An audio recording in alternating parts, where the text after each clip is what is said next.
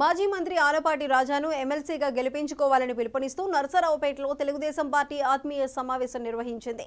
Tenali assembly స్థానాన్ని జనసేనకు త్యాగం చేసిన ఆలపాటి రాజా 2025 పట్టభద్రుల ఎమ్మెల్సీ పదవికి పోటీ చేయాల్సిందిగా ముఖ్యమంత్రి ఆదేశించడంతో ఉమ్మడి కృష్ణా, గుంటూరు జిల్లాల్లో ఆయనను ఆహ్వానించి సమావేశాలు జరుపుతున్న నేపథ్యంలో నర్సరావుపేటలో సమావేశం జరిగింది.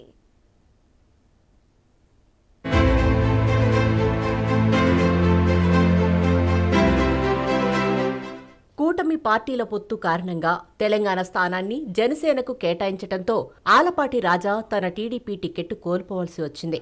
అప్పట్లో చంద్రబాబు నాయుడు ఇచ్చిన హామీ మేరకు ఆయన 2025లో జరిగే ఉమ్మడి కృష్ణా, గుంటూరు జిల్లాల గ్రాడ్యుయేట్ ఎమ్మెల్సీ స్థానానికి పోటీ చేస్తున్నారు. ఈ క్రమంలో నర్సరావుపేట ఎమ్మెల్యే చదలవాడ అరవింద్ బాబు, పార్టీ జిల్లా అధ్యక్షుడు కొమ్మాలపాటి శ్రీధర్ నర్సరావుపేటలో రాజా తరపున ప్రచారానికి శ్రీకారం చుట్టారు.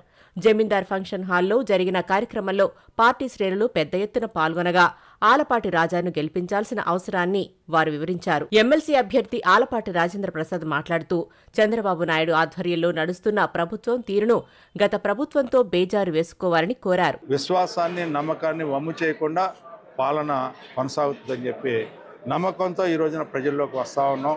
ఈ యొక్క ఎన్నికల్లో మమ్మల్ని గెలిపించమని చెప్పి గత ప్రభుత్వం యొక్క విధానాలను ఒకసారి గుర్తు తెచ్చుకోమని, ఏ రకమైనటువంటి మోసాన్ని, భ్రమలకు గురిచేసి ప్రజలని అసహనానికి, ప్రజల్ని చిన్నాభిన్నం చేసినటువంటి పరిస్థితి ఒకసారి గుర్తు తెచ్చుకోమని చెప్పి మరొకసారి గుర్తు చేస్తూ ఈ యొక్క పాలన, మంచి ప్రభుత్వం యొక్క పాలన ఏ రకంగా కొనసాగుతుందో ప్రతిరోజు కూడా గుర్తు చేసుకుంటూ ప్రజల యొక్క ఆలోచనకు అనుగుణంగా పాలన చేయాలన్నదే మా ఉద్దేశం అని చెప్పి మీకు మనం చేస్తాం. ఓటర్ల నమోదులో అలసత్వం లేకుండా అర్హులైన గ్రాడ్యుయేట్లు అందరూ నమోదు చేసుకోవాలని రాజా విజ్ఞప్తి చేశారు.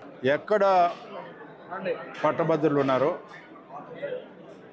గతం యొక్క పరిస్థితిని ఒకసారి అవగాహన చేసుకొని ఏ రకంగా పట్టభద్రులందరినీ కూడా నమోదు చేసుకోవాలో నవంబర్ 6వ తారీఖు లోపల నమోదు చేసుకోవాల్సిన అవసరం ఉంది.